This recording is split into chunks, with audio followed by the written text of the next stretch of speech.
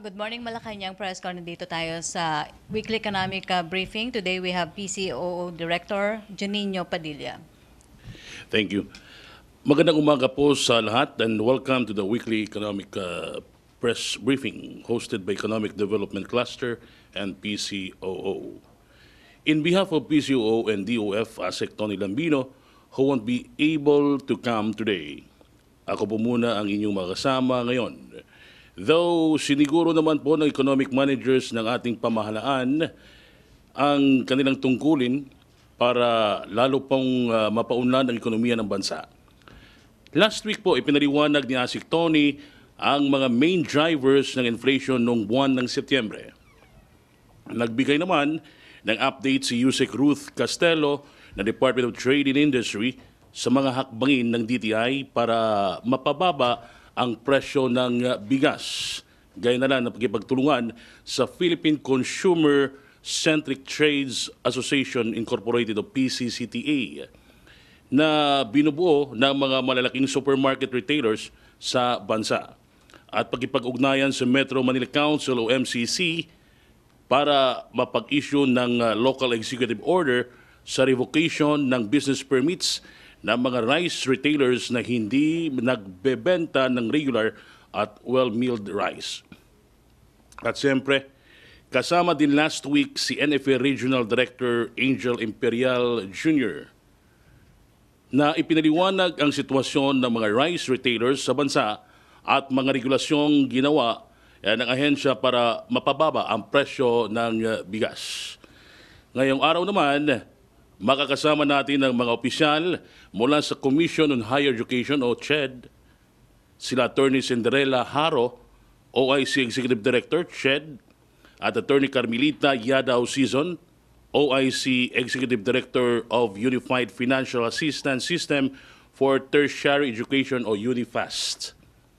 Alam nyo, since time immemorial, sinasabi na ang mga katagang education is the key to success.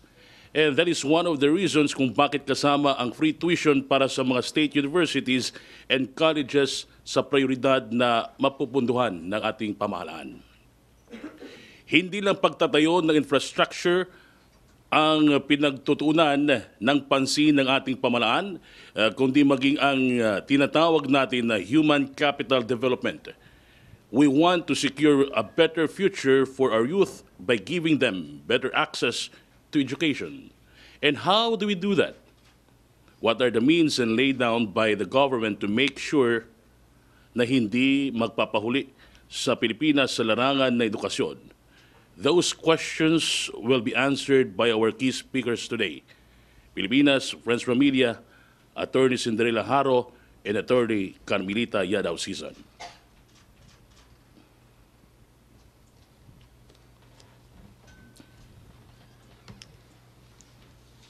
Good morning.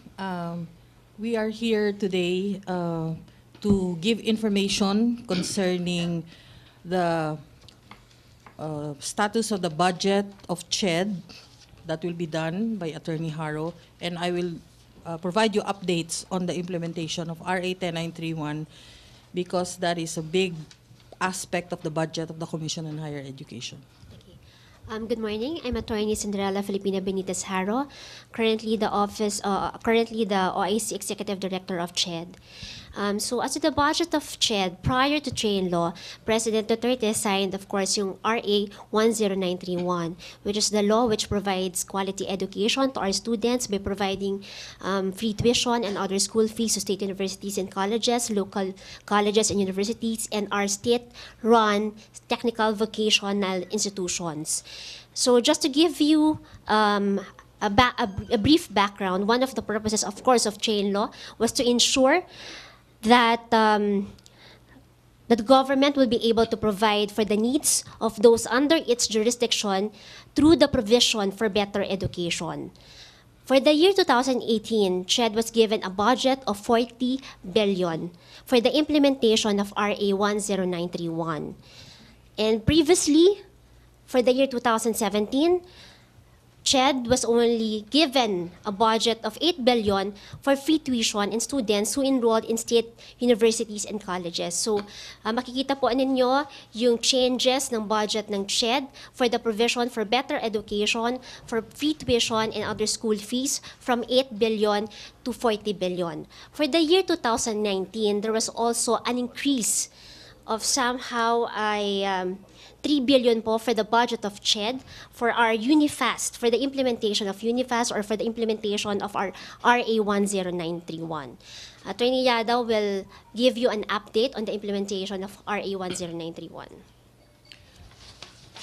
Okay. The budget of UniFast last for school year 2018-2019 was 40 billion. Broken down as follows. 16 billion of that was for free higher education, meaning tuition and other school fees in state universities and colleges, and 78 local universities and colleges. Attorney Haro mentioned last year there was an 8 billion allotment, but that was only for tuition, free tuition, and only for the 112 SUCs. But this year, it is 16 billion for the state universities and colleges and 78 local universities and colleges that are recognized by CHED, meaning passing quality standards in CHED.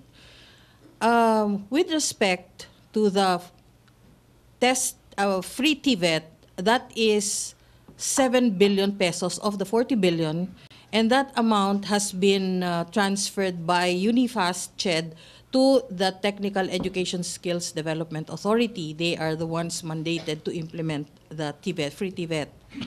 The other big chunk of the 40 billion is the tertiary education subsidy. And this tertiary education subsidy is allotted on a prioritized basis and biased towards the poorest of the poor, the near poor, and the poor. And this will also carry the program of CHED, the former program of CHED, the Expanded Student Grant in Aid for Poverty Alleviation. So that is 16 billion. And the 1 billion remaining is allotted or allocated for the student loan program, the short-term student loan program. The long-term program will not yet be undertaken this year because it needs to really be studied very carefully because that is a long-term income-based loan. So this is the status of our funds right now. No? For free higher education, we have already allocated 3.2 billion. Remember that 16 billion is for the whole school year. So it's 8 billion that we are targeting this first semester. We have already processed 3.2 billion, and the others are in the next slide. No, but for the 7 billion for free TVET, that's already allocated to TESTA.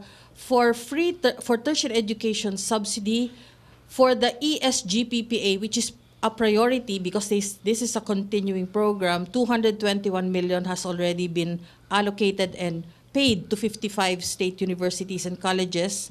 325 million is still being processed for 45 SUCs, and there are still 6 state universities and colleges that have yet to submit their billing to us.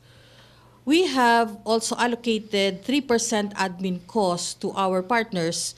That is 6,638,000 for our partner institutions who will be implementing the TES and the student loan program. So ito pong student loan program naman ay ka-approve lang po nito ng UniFast Governing Board last Monday, and we are also implementing it now through our TES online portal. We are in the process of awaiting submissions of applications from the entire bureaucracy of public and private higher education institutions. And this will be ranked according to their income, per capita income, as well as whether or not they are in cities or municipalities that do not have state universities and colleges. So We also tried to facilitate or fast track our free higher education billing, and that's the reason why we were able to, in 3 days, get the billings of our SUCs and LUCs, which amounted to 3.2 billion. We are in the process of continuing the evaluation and eventual disbursement of the remainder of that 7 or 8 billion for this first semester. So next slide, please. Yes. So this is our cash disposition of our free higher education of 8 billion. Those who opted for fund transfer are a minority, the disbursement mechanism of fund transfer. And the total amount that was allotted to them is 76,770,375. When we did expedite billings, in order to fast track the processing, we were able to, as I said, process about 3.227 billion plus. And those that sent billings after September 28 until October 14, the total amount of these billings would amount to 1,844,990,000. And there is still an estimated billings that we have to process from about 84 of the 190 SUCs and LUCs in the sum of 2.396 billion. So taking all of them together from the projections that we made, of the 8 billion, we will be able to process about 7.545 billion. So next, please. Now, before we can really clear them for really payment, we have to have them submit the certificates of tuition fee and other school fees. If you will recall, last year, it was only for tuition. So it was quite a little bit easy. Although it's challenging, it was also very tedious for us because it's the first time that we did this revolutionary kind of financing in government. It has never been done before. And right now, the challenge is it's not only tuition, but it is tuition and 13 other school fees. So we have to factor in all of that. And it's not easy because the schools have different kinds of fees. So we really have to be careful about putting them in the mold where they will qualify. So for those who have submitted, of the 113 SUCs, at this point in time, only 19 are compliant, 9 are not compliant, and 32 have not submitted. Those that have submitted but still have issues are 53. Now, with respect to the CHED-recognized LUCs, there's 78. Compliant na po yung 29. Non-compliant, 2 na lang. Did not submit 17. Submitted but still with issues are 30. So you will see that both in free higher education, we are really being very careful because this will also define next semester's evaluation. This is the first time it has happened, so we are really challenged. But we are doing our job because this is social legislation for the benefit of our Filipino youth and their families. Next. Okay. We have a preliminary analysis of enrollment data and enrollment capacity. We asked the schools, the 190 schools, to submit to us their enrollment data for school year 2015-2016 via school year 2018-2019 because we wanted to see if there was a big change or if it is true that there is a migration, a big migration from the private to the public institutions or institutions of higher learning. At this point, we have 45 out of the 112 SUCs that have submitted their disclosures to us. We are still gathering, as usual. They're in the process of complying with so many things. So but we will really see this through up to the last state university or college. So this is what was disclosed. Yung makita.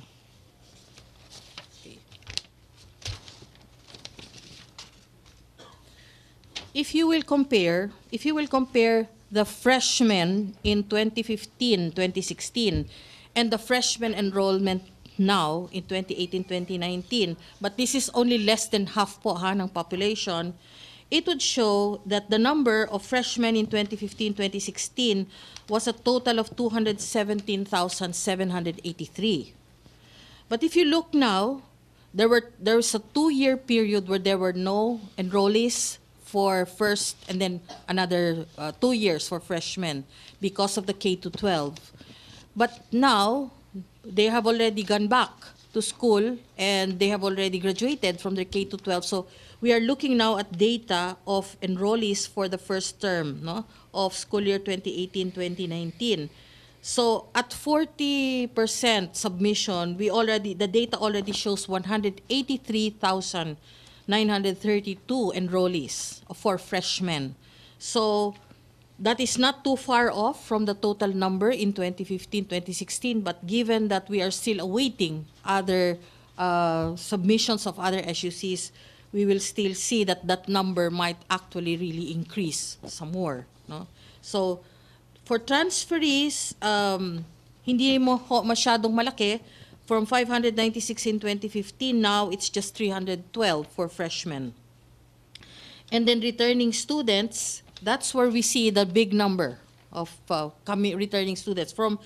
In 2015-2016, it's 5,225. And then now, when we ask for information, the number of qualified enrollees was something like 3,679, which is lower.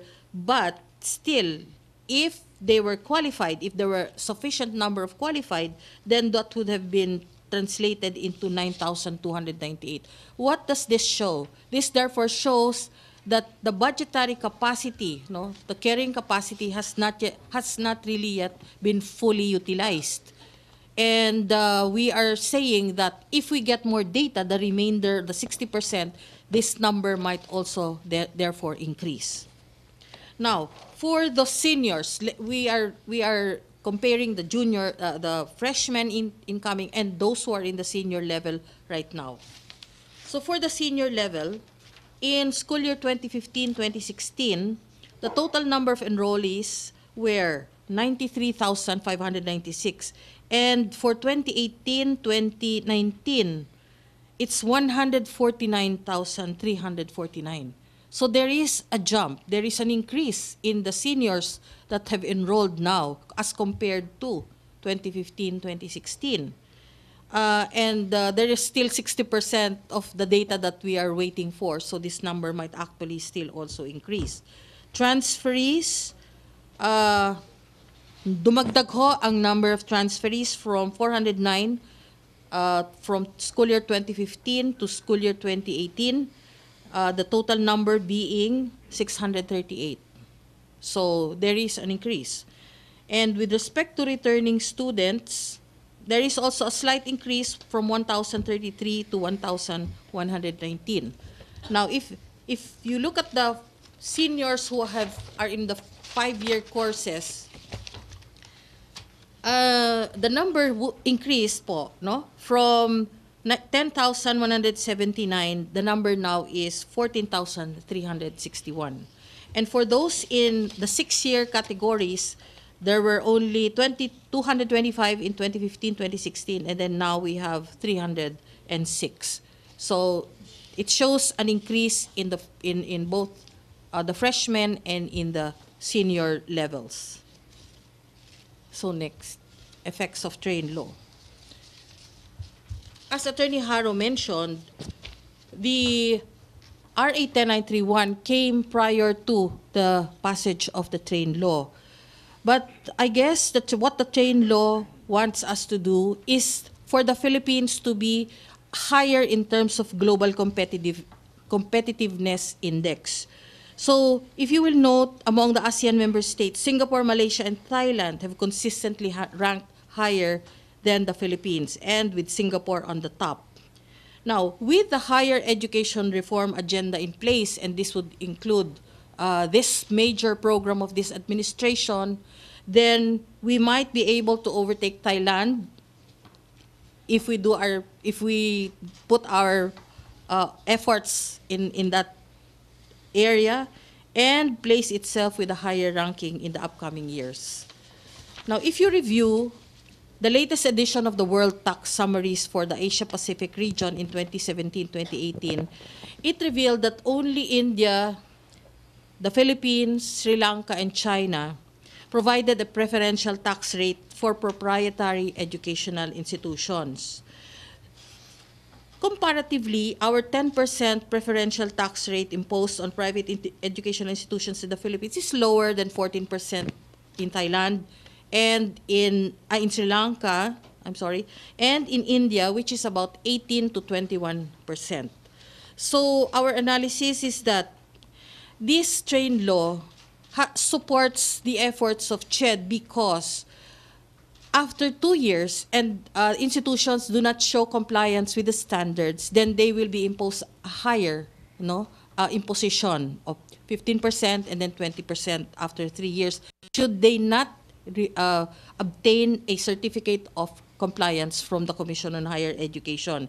So we are being supported by the train law in making the Philippines more globally competitive in that only compliant or quality institutions will be allowed to operate programs. And that also supports RA 10931 because if you look at the law, there is a very big provision there on quality standards. And when you say quality standards, that means that the programs comply with the policies, standards, and guidelines of CHED and are in the registry of the Commission on Higher Education. Now, I think I want to go to updates on the TESS online portal because the TESS is the third important category in the Unifast law, and it is allotted 16 billion. But since it is limited, if the maximum amount that is given to those in private schools is 60,000, then that means that for 16 billion, we can only have 16,000 grantees for the test, 300,000 for the TES. And therefore, we, in pursuing or in selecting this, the applicants who will be the qualified beneficiaries of TESS, we set up an in-house ICT system of the TESS online portal where the institutions will submit the list of their poorest of the poor and near poor students. And based on the prioritization and the names that will be put in, they will be identified, and if they are included in the listahanan 2.0 of DSWD, then they will be ranked accordingly, and that's how they will be chosen. Right now, we have already about 300, as of last night, this was for October 14th, but as of last night, we already had about 354,000 test applications, and this is ongoing because the deadline for importing data to our test online portal is October 30. We are doing a rally so that those regions that have not yet submitted applications, we are pushing them to correctly import the data through the use of our online portal system. So, after this, next slide po. What are the types of institutions that have submitted test applications? As you can see, there are about more than private higher institutions that have submitted as against the SUCs and the LUCs. But if you note, there are almost 1,800 private higher education institutions and only 112 SUCs and 78 LUCs. So we are rallying so that there will be more submissions from our private higher education institutions so that there will be wide participation from those who are poor. Because while in SUCs and LUCs, there is no qualification as to finance to be availing of that. All you need is to be admitted and subject to the retention policies. In TESS, it is really given to those who need more in life and to be able to sustain education in college for the 4 years. No? So next. This is the system how we distribute. We apply the application, then there is the assessment that is being done. After the assessment is done, then there is an award, and after the award is the issuance of payments. We have institutions that are helping us in this. The DSWD, of course, because it is the Listahanan 2.0 that we are utilizing for the ranking. And we are going to get a service provider for the test management so that those in the private schools will be managed by that provider, because in the public higher education institutions, it is uniform, 20,000 only for tuition. But in the private higher education institutions, they have various amounts in their tuitions. So the Land Bank of the Philippines has been selected by the UNIFAS Governing Board to be our government financing institution, and it will be them that will help us or assist us in the distribution of the cash cards that will be provided to those who will qualify. Since this is transition and we started late, the awardees will get their benefits starting from the first semester. They will get that lump sum, but in the succeeding semester, they will get it monthly, no, on a monthly basis. And wala na yata. That's it. So yun ho ang report namin sa RA 10931 implementation. MPC questions? Ace Romero. Attorney, DBCC announced that it may identify items that may be cut, yung expenditure cut, because of the suspension of the excise tax increase on oil. So, have you been given assurance na hindi apektado yung education dun sa magiging expenditure cuts? I think Attorney Haro will. So prior to this meeting, I was able to coordinate with ASEC Lambino.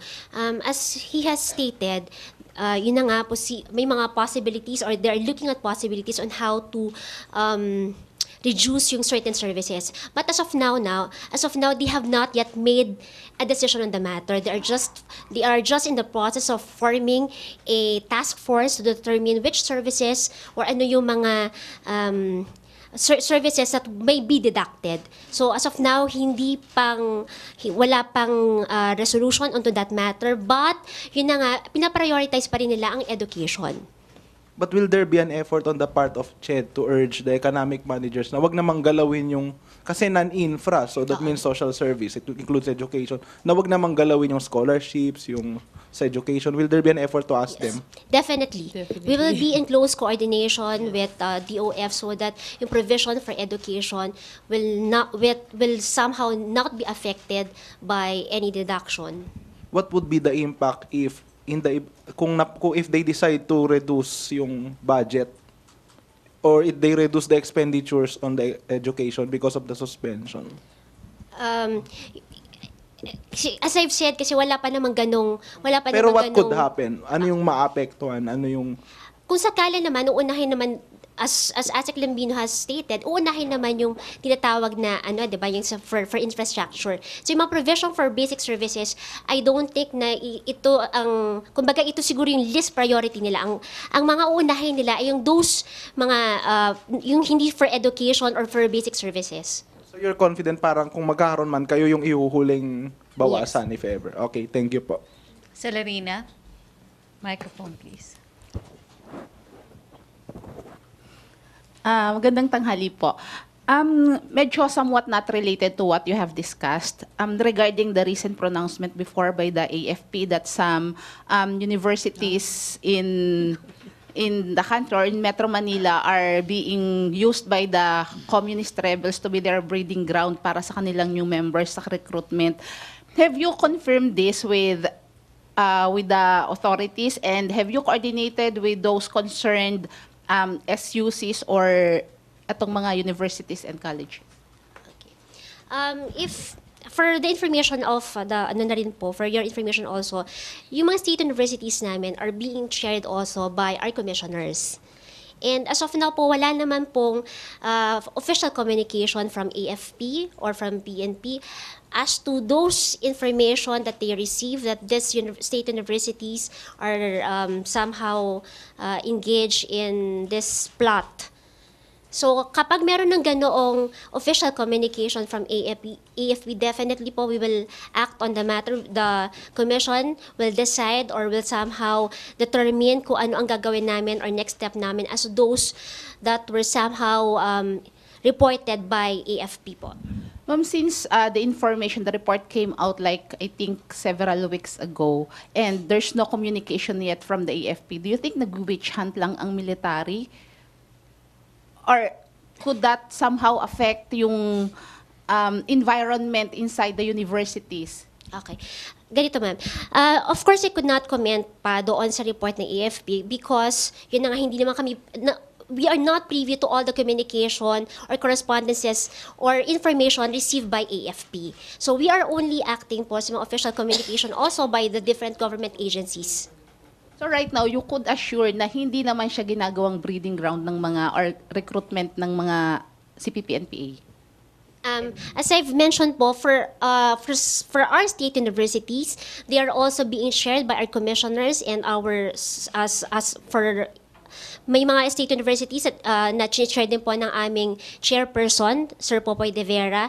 And of course, they will not, somehow, they will do all those things na hindi magbaviolate ng any laws po ang ating mga state universities and colleges.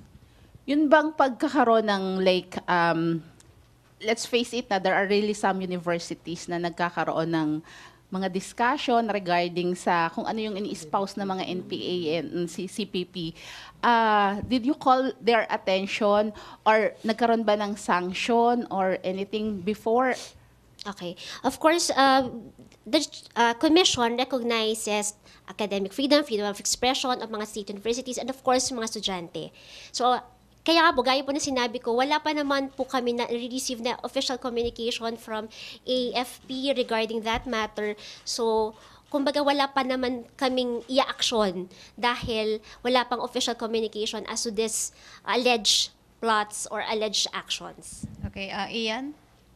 Ma'am, in relation to that po, sabi po dati ni Chief PNP, Oscar Albayalde, dapat hindi nag-go against sa mga students, lalo na itong mga scholar ng bayan, doon sa gobyerno kasi silang nagpapaaral doon sa kanila.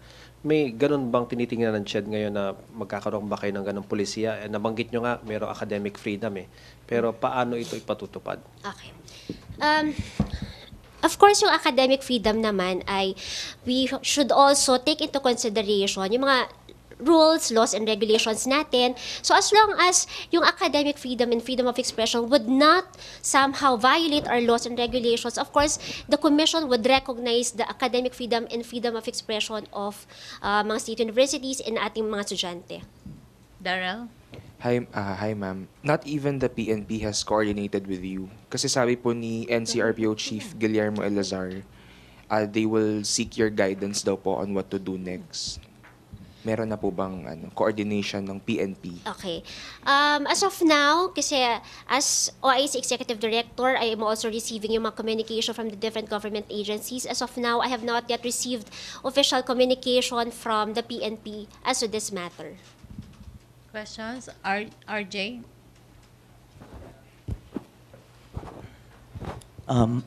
Ma'am, yung qualifying test for students who would like to avail this free tertiary education, does it depend on the institution? There is actually admission examination of each institution. That is the only criteria for somebody to avail of the benefits here. You have to be admitted based on the standards or policies set by the school. Set by the school, so it's Yes. up to them if they will tighten it. Well, it's really up to them. It's their exercise of their institutional autonomy and academic freedom.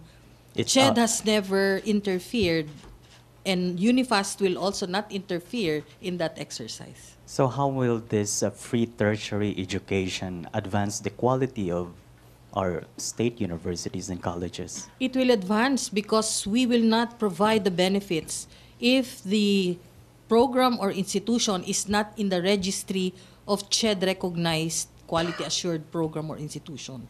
So quality standards is very big in the law. The requirement of a registry is also very big there. So from what we have done since last year, we have really been, many institutions really wanted to avail, but if they're not in the registry, especially in the tests Kasi sa test po, meron ho yung mga first admission and then registry. If you are not there, then it will lock. You cannot avail of it. What quality standards are we looking at? We are looking at the quality standards that are set by the Commission on Higher Education, which it has always done based on its powers under RA 7722. It's minimum standards. It's not the maximum standards, by the way. Ma'am, in the QS World University ranking, we have at least 4 there, like 1 state university and then 3 private Catholic universities. What happened to the other state universities? Okay. Yung for the QS ranking, you have to know also na merong certain criteria sila eh. May mga category sila. And one category nila is yung research. Some of our state universities are lacking doon sa research na category. Marami rin naman reasons why they are lacking into this category. Halimbawa, kulang tayo ng funding o kaya naman kulang din ng time ang ating mga faculty considering that they are teaching and they are not able to do research. Oo, mga laboratories, kulang. So, yun yung mga factors or considerations. So, considering na isang factor din ang budget and pag-i-increase ng budget into state universities would somehow increase provisions sila for research and somehow would increase the quality of their research. But the fact that we have 3 private universities there, does it mean that private universities provide better education to Filipinos? Okay. Kung makikita po ninyo yung demographics natin ng mga private higher education institutions tsaka mga state universities po natin, talaga namang a big factor of our higher education sector ay nasa private higher educational institutions. In fact po, sa aming demographics ay 1,000 out of the 1,900, more or less 1,900 higher educational institutions, almost more or less 1,600 or 1,667 yata, if I remember it right, ng ating private higher education institutions. So, less than 30% of which ay nasa ating mga state universities and local universities and colleges. So, kung titingnan mo pa lang yung demographics natin, talagang mas malaki din talaga yung percentage na makakarating talaga doon sa QS ranking ay itong mga private higher education institutions, and also considering that, of course, some of the private higher education institutions ay kumbaga mga non-stock non-profit na talagang established na since time immemorial. So, mas malaki na ang funding nila for research at saka yung mga categories natin na nakabase doon sa QS ranking. So what are these universities, state universities, doing right now? What's the... Okay. Yun na nga. They are improving their research faculty, research nila so that they would somehow improve dun sa category na yon. Kasi nung tingnan talaga itong QS ranking, malaking factor talaga yung research why some of the state universities were not able to qualify or somehow makapasok doon sa QS ranking. How do you think this new policy, which is free tertiary education, impact the private sector? Okay. That is really the point of contention of the private schools. It is a claim that there is actually a lack of complementarity in the treatment of RA 10931. But I always assure them that, you have to understand and study the law because there is also the tertiary education subsidy is where you can be provided equal benefits because it is also 16 billion as the free higher education in the SUCs and LUCs is 16 billion. But here, if the student selects or chooses to enroll in a private institution, then the subsidy that he or she will get includes already the tuition in the private school. No? So I was telling the private schools, especially those that are in areas that don't have looks or sooks, they are all qualified to apply for the TES, no?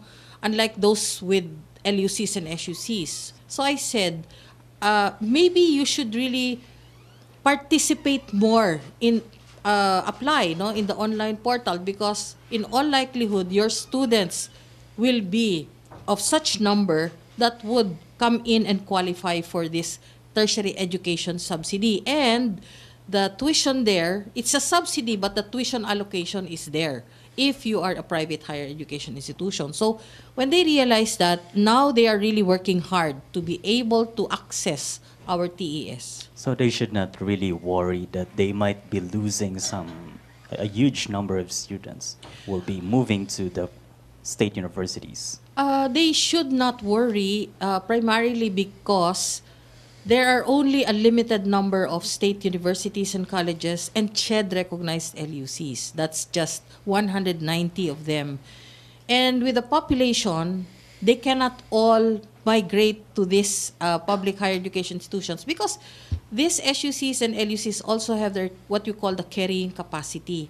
They cannot unreasonably increase the admission, because we will also look, CHED will also look to them. Did you comply with the faculty to student ratio?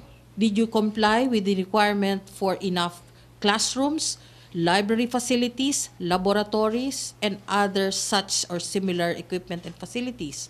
So pag hindi ho sila sumunod doon, ma-phase out ho yung kanilang programa. They have been very prudent, and our data shows that there is no such move. In fact, the 40% I was talking about later shows that in fact the carrying capacity has not yet also been maximized, although that's just 40%. Maybe when we get the 60%, there will be some other data that will come in. But right now, mahirap hong sabihin na magmamigrate na ho lahat yung private sa public, kasi limitado ho. And by the very sheer number of the private higher education institutions and the number of those of the SUC, LUCs, talagang hindi ho po pwedeng mangyari ho yun. Okay, thank you, Thank RJ. Pia Gutierrez. Attorney Haro, on another topic. Ma'am, how is CHED addressing the audit findings of the EMSA, or the European Maritime Safety Agency, with regards to the low performance or the non-compliance of our maritime training programs to the STCW Convention? Let me just clarify then na yung sa EMSA findings, or actually the European Commission findings or observation, ang nag-a-address po nito ay Marina, but this is also in close coordination with CHED. We have already identified those measures that we should do in order to comply with the audit findings. Some of the audit findings kasi doon ng EC ay yung sa competence, of course, ng ating mga maritime students, and ina-address naman natin yon through yung pag-improve ng ating itong tinatawag namin na policy standards and guidelines regarding sa ating BSMT tsaka sa aming BS Mare. So we are in the process of issuing our PSG so that we would be able to comply with the observation of the European Commission. Also, for your information, I think a month ago, President Duterte signed an executive order which strengthened Marina in the determination of how we would be able to comply with the STCW Convention. And Marina and CHED are in close coordination so that we would be able to release the implementing rules and guidelines of that EO. I think it's EO number 63 or 67, so that we would be able to address also the concerns of EC. So anong role ng Marina right now, ma'am, on approving yung programs or of our maritime schools? Okay. Doon po sa EO, ang nakalagay po doon that it is Marina which is the lead evaluator. Pero ito yung sa mga maritime, those maritime higher education institutions na mag-o-offer ng BSMT tsaka ng BS Mare. With respect to programs, of course, as mandated by RA 7722, CHED ang CHED ang nagpo-formulate ng minimum standards para sa ating mga programs. But considering na meron tayong yung meron tayong provision na sinasabi ng Marina, ang lead agency with respect to the STCW Convention, at itong EO na nilabas ng ating presidente. We would coordinate with Marina so that yung provisions natin or yung mga programs natin would be in compliance with the STCW Convention. And we can only do that if if Marina and SHED would coordinate for the yun na nga, for our maritime programs. Hindi po pwede yung joint approval. So the approval would be from CHED in coordination with Marina, tama po? Yes, joint naman ito. In fact, yung IRR na executive order, it will be a joint issuance by CHED and Marina. Okay, last Last question. na lang, ma'am. How many maritime schools are found to be non-compliant to the STCW? I'm sorry, kasi I think yung sa STCW convention ay sa STCW ay nasa Marina. So I'm not sure about the figure now kung ilan ang hindi compliant doon. So if they're not compliant, will CHED recommend the closure of these programs or Okay. these schools? Okay. Let me just emphasize na hindi lang naman yung sa STCW ang tinitingnan. Kasi meron din, ang check talaga natin, yung programs talaga niya, tsaka yung compliance ng mga maritime higher education institutions with our PSG. So we also take into consideration yung mga faculty nila, o kaya naman yung mga facilities nila, mga laboratories nila. We take that into consideration.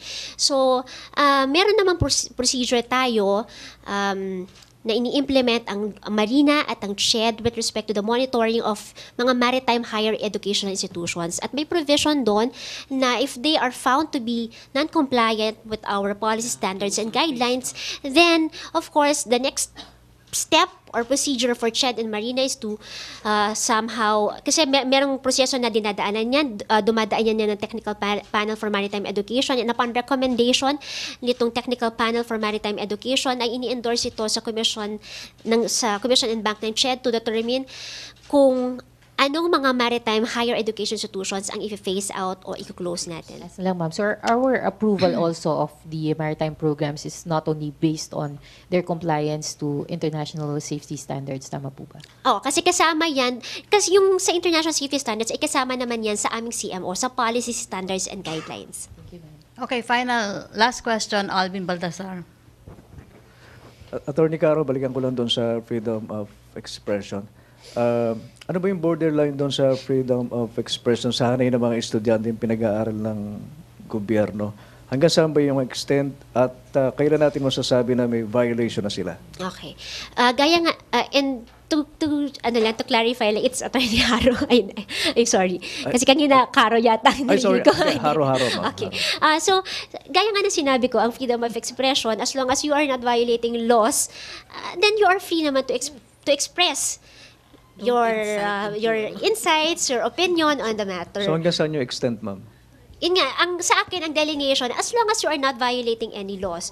So, kung somehow, of course, kung meron ka, kung halimbawa lang, sa akin, kung somehow ay meron kang nagva-violate ka ng ating revised penal code, nag-incite ka ng sedition, rebellion, nakalagay naman yan sa ating revised penal code na ito ay mga violations din ng ating law. So, kapag may mga violations ng ating revised penal code, ito ang sa tingin ko ang delineation mo on how to determine if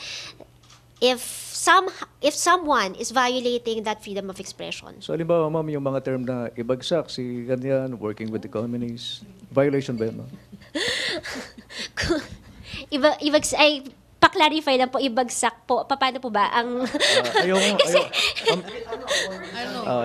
Halimbawa, ibagsak si ganyan, si Pangulong ganyan. Si Pangulong Romero. Ayan, halimbawa. With other actions, diba? Okay. Iba-iba kasi ang pagtingin dito. Base na lang din sa circumstance kung paano ito sinabi, saan ito sinabi, at kung ito ay coupled with any actions after that. So ito yung determination mo kung ito ay nagva-violate ka din ng any laws. Ma'am, one last lang. Okay. Ma'am, one last. Rocky. Kung sakasakaling may violation na nakita, ano yung sanction? Pwede ba siyang maalis bilang scholar ng ano? Okay po. Gaya nga na sinabi rin po ni Attorney Season kanina, ang mga institution na may institutional freedom. So sila naman din po ang nade-determine ng qualifications ng kanilang mga estudyante. Ang jurisdiction po ng CHED ay with respect to the higher educational institutions. Pagdating po sa mga estudyante, ang meron pong authority or supervision po dyan ay ang ating mga higher educational institutions. With respect to our state universities and colleges and mga local colleges and universities, of course, meron silang mga governing board na may mga supervision over the students and may authority over the students, and as well as merong institutional freedom to determine yung qualifications sa kanilang mga estudyante. Last question, Ina. Ma'am, quick lang doon sa tinatanong niya. Because the allegation of the AFP is that the communists are recruiting students in colleges. Now, if this is true, a student is recruited and it results to him or her joining protest actions. Ganun lang po. Is that still covered by by academic freedom? Okay. Kung protest actions, gaya nga na sinabi ko, With communists. Kasi yun yung allegation, ma'am eh. Alam niyo naman, kung meron naman tayong mga provisions ng law which addresses yung issues doon sa communism. So, gaya nga na sinabi ko kanina, kung merong violation ng ating laws, yung with respect to laws ng sa communism, then ito yung aaktuhan dapat ng governing board ng higher education institutions at ng CHED naman over the higher educational institutions. Okay, thank you, Ina. Thank you, Attorney Haro. Thank you, Attorney Season. Thank you, Malacañang Press Corps. Back to main studio sa Radyo Pilipinas and People's Television Network.